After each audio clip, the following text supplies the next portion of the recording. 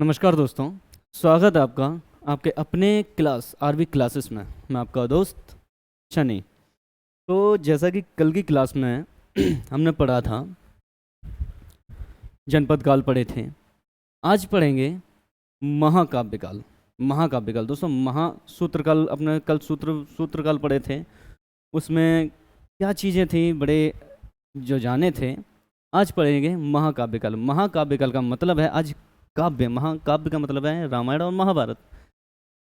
आज रामायण और महाभारत को जानते हैं। देखें भाई कैसे रामायण बनी, क्या महाभारत हुआ। तो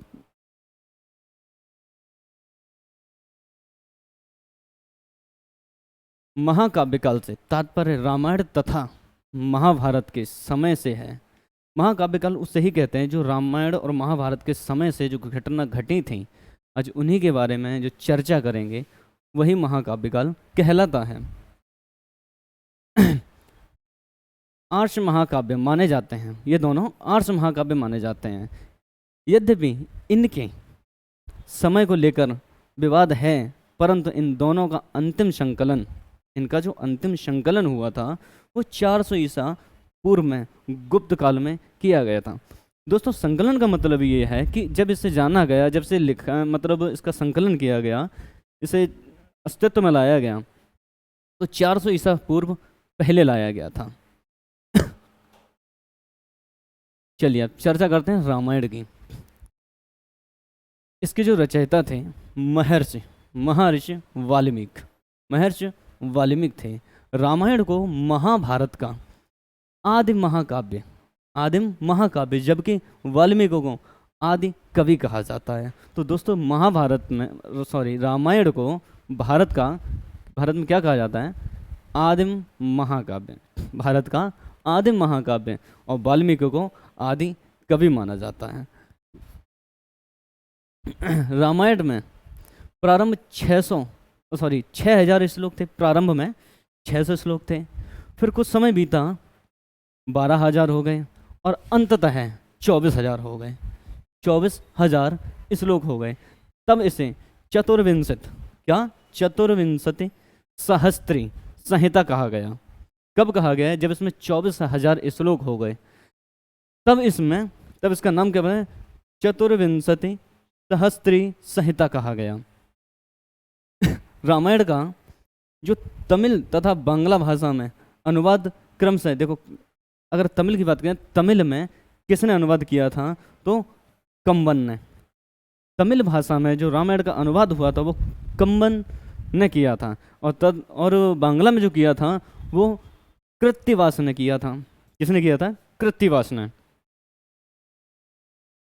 20वीं शताब्दी में यह रामास्वामी पेरियर ने तमिल भाषा में लिखी थी। जो अंतिम 20वीं सदी की अगर बात करें, जो तमिल भाषा में जिसने अनुवाद किया था या संकलन किया था वो कौन थे? रामास्वामी पेरियार।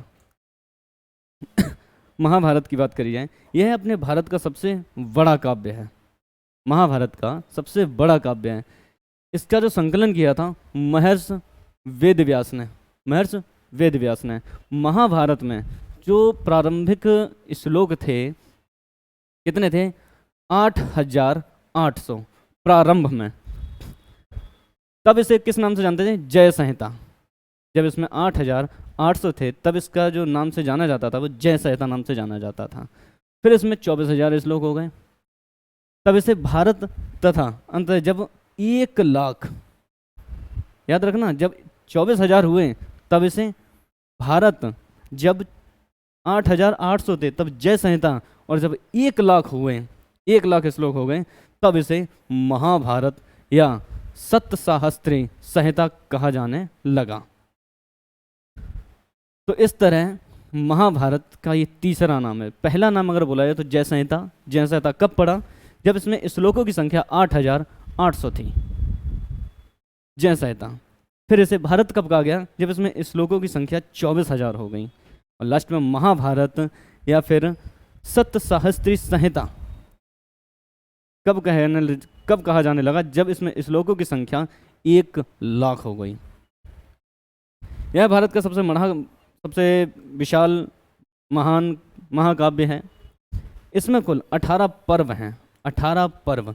जैसे कि रामायण में सुंदरकांड में देखे होंगे, ऐसे जो कांड पर्व त्योहार के एक पर्व का हम कह सकते हैं कि इसमें 18 विशेष घटनाओं का वर्णन है, विशेष घटनाएं, जिनमें से 6 पर्व भीष्म पर्व का भाग गीता है, जिसमें कर्म भक्ति एवं ज्ञान का संगम मिलता है।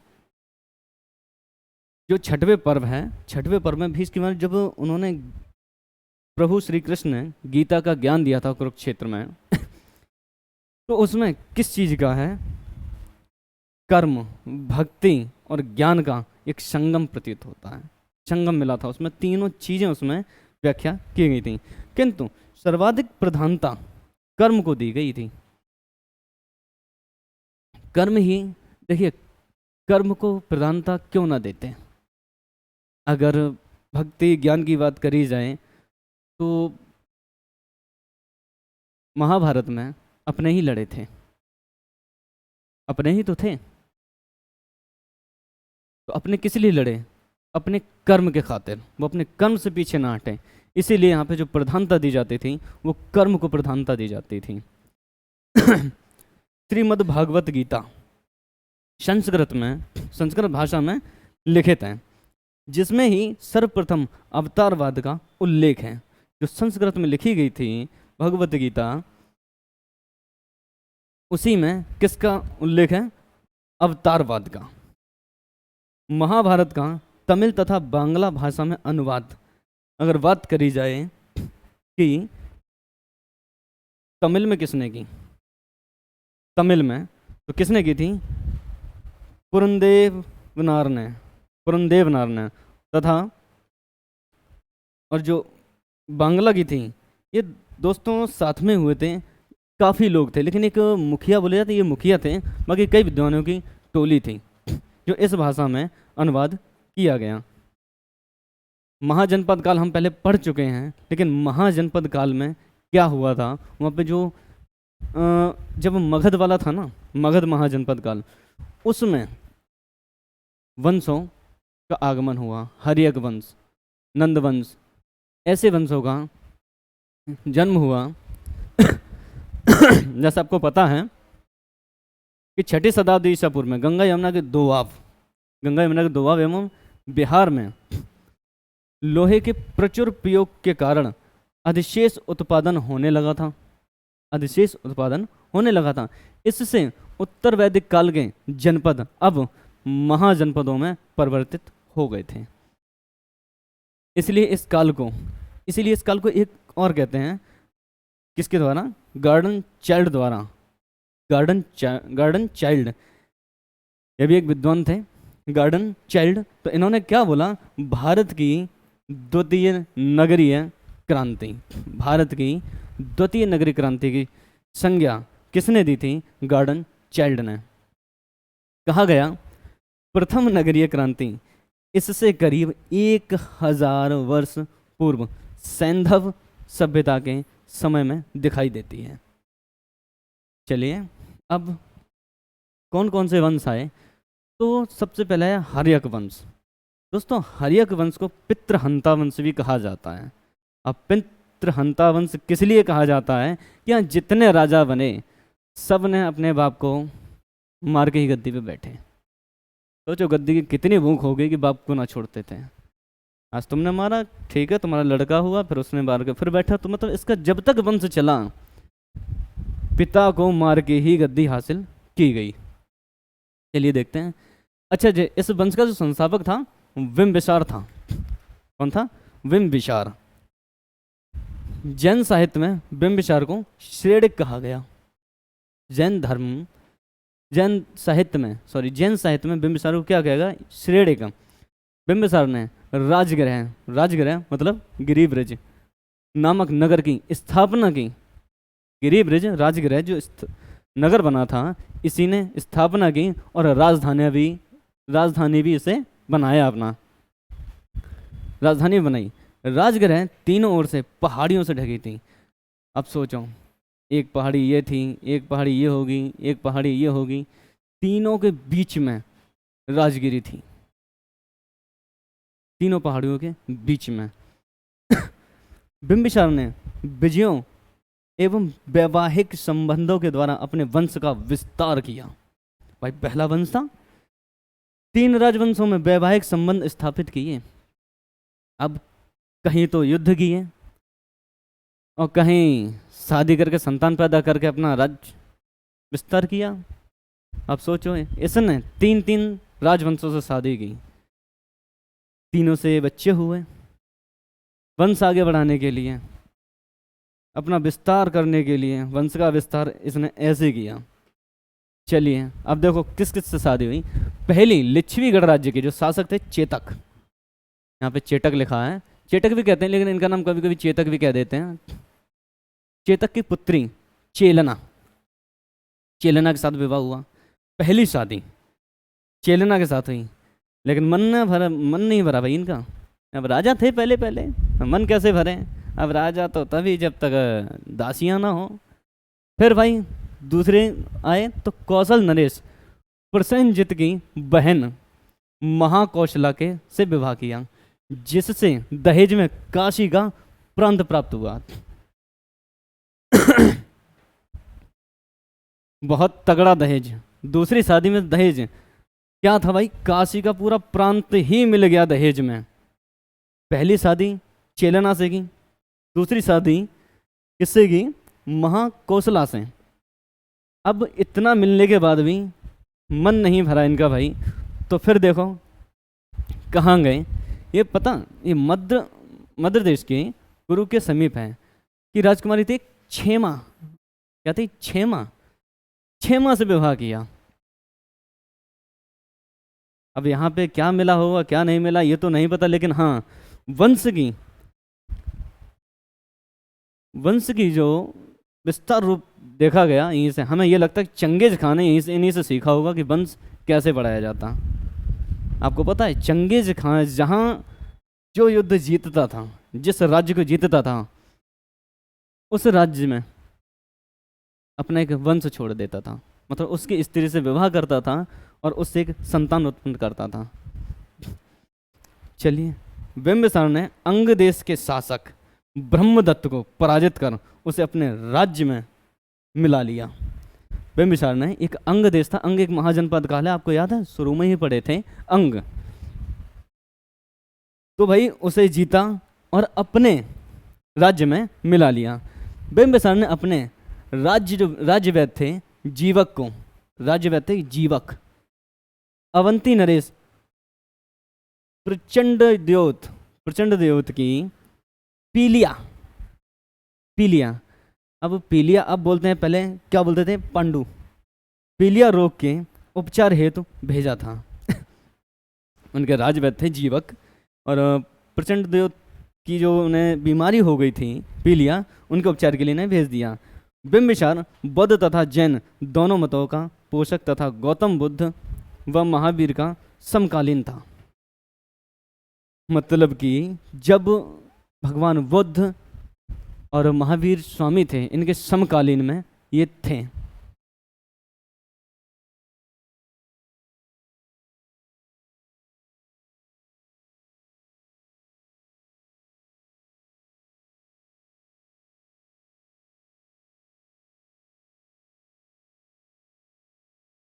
समकालीन में थे, ठीक।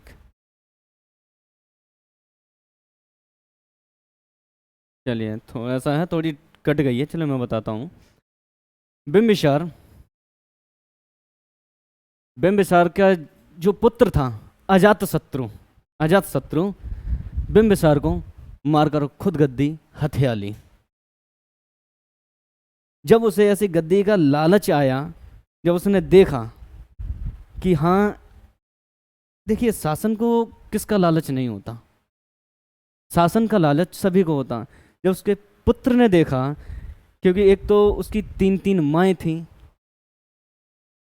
पुत्र भी थे, अब कौन कैसे कौन बन जाए, तो सीधी सी बात है आपस में मतभेद तो होंगे। आज के समय में तो एक माँ से 4 लड़के हो जाए तो चारों बेचारे कंफ्यूज रहते हैं कि किसे क्या जल्दा मिल जाए, और फिर भी वो तो सबके अलग अलग पुत्र थे माँओं के। तो इसी चक्कर में अजातशत्रु ने क्या किया, अपने पिता बिंबिसार की हत्या कर डाली और गद्दी हथिया ली। अब अजातशत्रु जो आए थे, अजातशत्रु को एक नाम से और जानते हैं, कुड़िक। चलिए अजातशत्रु के बारे में जानते हैं। अजातशत्रु, अजातशत्रु को कुड़िक भी कहा जाता है, कुड़िक। अजातशत्रु का कौशल नरेश प्रसेनजित, कौशल नरेश थे, कौशल के एक राजा थे प्रसेनजित, उनसे युद्ध हुआ, जिसमें पहले तो प्रसेनजित की हार हुई, परंतु बाद में दोनों में समझौता हो गया। बाद में दोनों का समझौता हो गया और उनकी एक पुत्री थी वाजरा, प्रसेनजित की पुत्री थी एक वाजरा। उन्होंने कहा चलो भाई अब हार तो गए ही हैं, समझौता हो गया, अब हम अपनी पुत्री आपको देते हैं। तो उनने विवाह करवा दिया अजातशत्रु से। अजातशत्रु से विवाह करवा दिया। अजातशत्रु का वज्जी संघ के साथ भी युद्ध हुआ। एक वज्जी संघ, आपको याद है, एक महाजनपद और था वज्जी, उस संघ के साथ भी युद्ध हुआ, जिसमें उन्हें अपने कूटनीति बोलते हैं, कूटनीतिज्ञ मंत्री, उनके जो कूटनीतिज्ञ मंत्री थे वत्सकार की सहायता से लिच्छवियों की शक्ति पर विजय प्राप्त की। इस प्रकार काशी और वैशाली को मिला लेने के बाद मगध का साम्राज्य और विस्तृत हो गया। अब सोचो, मगध तो पहले ही एक काफ़ी बड़ा क्षेत्र था, क्यों बिंबिसार की काफ़ी हरकतों ने काफ़ी बड़ा कर दिया। अब सोचो काशी भी आ गया, वैशाली भी, दोनों को मिला लिया, अब मगध का साम्राज्य और विस्तृत हो गया। अब अजातशत्रु आजीवक संप्रदाय तथा बौद्ध व जैन मतों का पोषक था। पोषक कैसा था? ये उन दोनों के कभी विरोध में नहीं थे। लोग कहते हैं ना कि हाँ विरोध कर रहे हैं, विरोध नहीं कर रहे थे, दोनों के सम्मानजनक वही करते, दोनों का सम्मान रखते थे। अजातशत्रु के शासनकाल के 8वें वर्ष में, अजातशत्रु के शासनकाल के 8वें वर्ष में भगवान बुद्ध का देहांत हुआ था। कब हुआ था? अजातशत्रु जब बैठे थे गद्दी पे तो 8 वर्ष के पूर्व भगवान बुद्ध की मृत्यु हो गई थी। बुद्ध के अवशेषों पर उसने राजगृह में स्तूपों का निर्माण करवाया। जो उनके अस्तित्व थे, मतलब उनकी जो राख थी, उन पे जगह जगह पे उन्होंने स्तूप बनवाए। किसने? अजातशत्रु ने।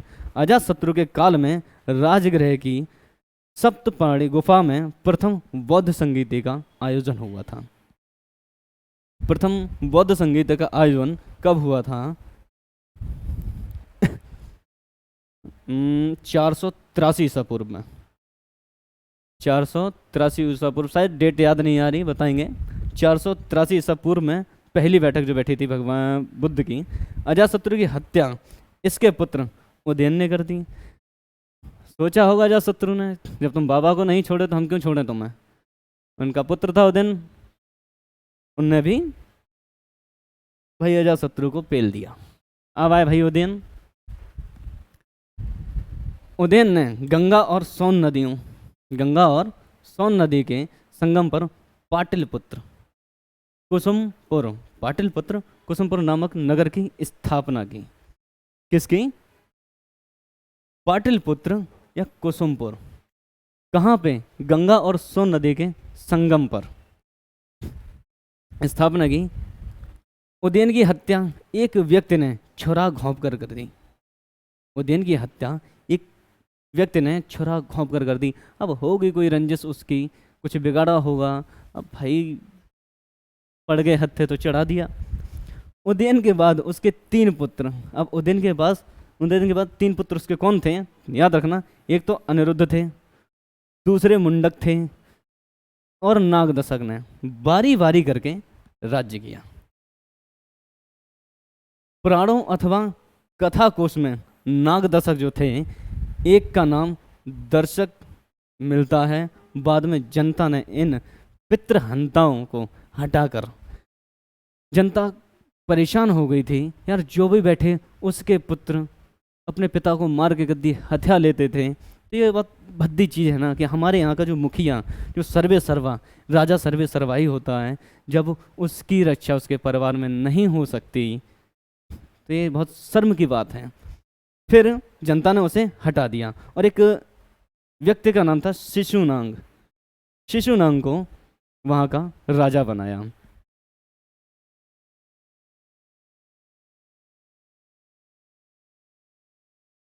शिशुनाग वंश कब से कब तक चला? 412 से 344 ईसा पूर्व तक। 412 से 344 ईसा पूर्व तक शिशुनाग ने अवंती राज्य को जीतकर, अवंती, अवंती भी एक महाजनपद में आता था, अवंती को जीतकर मगध साम्राज्य में मिला लिया। कौशल भी मिल गया, कोशम भी मिल गया, अब एक और कौन मिल गया? अवंती भी मिल गया। उसने अपनी नई राजधानी वैशाली को बनाया। पहले राजधानी क्या थी? क्या थी? पहले जब बिंबिसार ने जिस नगर की स्थापना की उसी को अपनी राजधानी बनाया। अब उसने एक नई राजधानी वैशाली, वैशाली को बनाया। फिर कालाशोक या काकवर्ण, कालाशोक या काकवर्ण, कालाशोक एक आए। कालाशोक ने अपनी राजधानी, मतलब शिशुनाग ने वैशाली बनाई और कालाशोक ने अपनी राजधानी पुनः पाटलिपुत्र में स्थानांतरित कर दी। उन्होंने स्थानांतरित कर दी पाटलिपुत्र में, वैशाली हटा के। इसके बाद पाटलिपुत्र में ही मगध की राजधानी रही। मगध की जो राजधानी थी वो कहाँ पे रही? पाटलिपुत्र। कालाशोक के शासनकाल में वैशाली में द्वितीय बौद्ध संगीति का आयोजन हुआ। द्वितीय बौद्ध संगीति का आयोजन, द्वितीय पहली किसके शासनकाल में थी? अजातशत्रु। और दूसरी अगर बौद्ध संगीति की बात करें तो किसके शासनकाल में थी? शिशुनाग, कालाशोक में। अब कालाशोक की हत्या किसी व्यक्ति ने छुरा घोंप कर दी थी। इसकी भी हत्या छुरा घोंप कर ही हुई थी।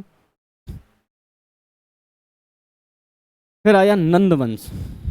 नंदवंश, महानंदिन, महानंदिन। शिशुनाग वंश के बाद मगध का राज्य नंदवंश के हाथों में आ गया। महानंदिन ने इस वंश की स्थापना की, परंतु इसका वध एक शूद्रदासी पुत्र महापद्म नंद ने कर दिया। दोस्तों ये कहानी बहुत बड़ी है। जो महानंदिन था, एक शूद्र के पुत्र महापद्म नंद ने कर दी थी। सुना जाता है जो शूद्र था यहाँ पे एक नाई का काम करता था। तो ऐसी कुछ घटना घटी, किसने मार दिया गद्दी हथियाने के चक्कर में। इनके कई मतलब सुना जाता है, पढ़ेंगे हम, लड़के भी थे, सारों को एक साथ ही मार डाला। फिर महापद्म नंद जब उन्होंने गद्दी हथियाई, तब देखो महापद्म नंद मगध साम्राज्य का सबसे शक्तिशाली शासक था, सबसे शक्तिशाली शासक था, जबकि शूद्र था। लेकिन अब राजगद्दी पे बैठा है तो फिर राजा ही माना जाए, राजा ही है भाई। पुराणों में इसे एक छत्र या एकराट कहा जाता है। इसके अतिरिक्त महापद्म नंद की अन्य जो उपाधियां थीं, उग्रसेन, अपरो परशुराम, सर्वछत्रांतक आदि थीं। आप सोचो, परशुराम, अपरोपर परशुराम, इसकी उपाधि दे, कितना महान शासक। और परशुराम को तो जानते ही हैं, भगवान परशुराम जिन्होंने 21 बार पृथ्वी को जीता था और ब्राह्मणों को दान दी थी। महापद्म नंद ने कलिंग की विजय तथा वहाँ तिनसुलिया नामक नहर की खुदाई करवाई। किसकी? तिनसुलिया नामक नहर की वहाँ पे खुदाई करवाई थी। इसका उल्लेख बाद में कलिंग के शासक जो थे खारवेल, कलिंग के एक राजा थे खारवेल, उन्होंने अपनी एक हाथी गुम्फा, एक अवलेख लिखवाया था। हाथी गुम्फा अवलेख में लिखवाया था, उसमें इसका जिक्र किया गया था। इसी अवलेख से पता चलता है कि महापद्म नंद की कलिंग से जिनसेन की जैन प्रतिमा उठा लाया था। इसी अभिलेख में लिखा गया था कि जिनसेन की कलिंग से जिनसेन की जैन प्रतिमा उठा लाया था। व्याकरणाचार्य पाणिनि बहुत महान लेखक थे भाई। पाणिनि महापद्म नंद के वो मित्र थे। उनके मित्र थे। घनानंद वंश का अंतिम सम्राट था। जो घनानंद था वो वंश का, नंद वंश का अंतिम शासक था या सम्राट था। जनता पर अत्यधिक कर लगाने के कारण जनता उसे असंतुष्ट थी, मतलब उसे भूख थी पैसों की। इसका फायदा उठाकर क्या किया, चंद्रगुप्त मौर्य ने चाणक्य की मदद से घनानंद से युद्ध मंत्री भद्रशाल को पराजित कर मौर्य वंश की स्थापना की। दोस्तों अब यहाँ से एक ऐसे वंश की स्थापना हो गई जिसकी चर्चा हम जितनी करें उतनी कम है। एक महान साम्राज्य का उदय होगा यहीं से, मौर्य साम्राज्य का। वो हम पढ़ेंगे अगली क्लास में, क्योंकि मौर्य साम्राज्य इतना छोटा नहीं है कि एक बार में ख़त्म हो जाए। बहुत चर्चित कहानी, चाणक्य की कूटनीति, चंद्रगुप्त का साहस, क्या हुआ था सब देखेंगे। घनानंद के समय ही 326 ईसा पूर्व में सिकंदर ने भारत पर आक्रमण किया था। सिकंदर ने कब आक्रमण किया था भारत पे, 326 ईसा पूर्व में। नंद वंश के राजा जैन मत के पोषक थे। नंद वंश के जो राजा थे वो जैन मत के पोषक थे, मतलब जैन धर्म को ज़्यादा वरीयता देते थे। घनानंद के जन्म अमात्य कटशाल तथा स्थूल भद्र थे। अच्छा, जैन धर्म के दो नहीं, एक भद्रबाहु एक स्थूल भद्र। जब जैन धर्म पढ़ेंगे तो हम लोग जानेंगे उसमें एक तो श्वेतांबर हुए, एक दिगंबर हुए। इनके अनुयायी कौन थे, कौन कपड़े पहनते थे, कौन निर्वस्त्र रहते थे, हम वो जानेंगे। वर्ष उपवर्ष वर रुचि कात्यायन जैसी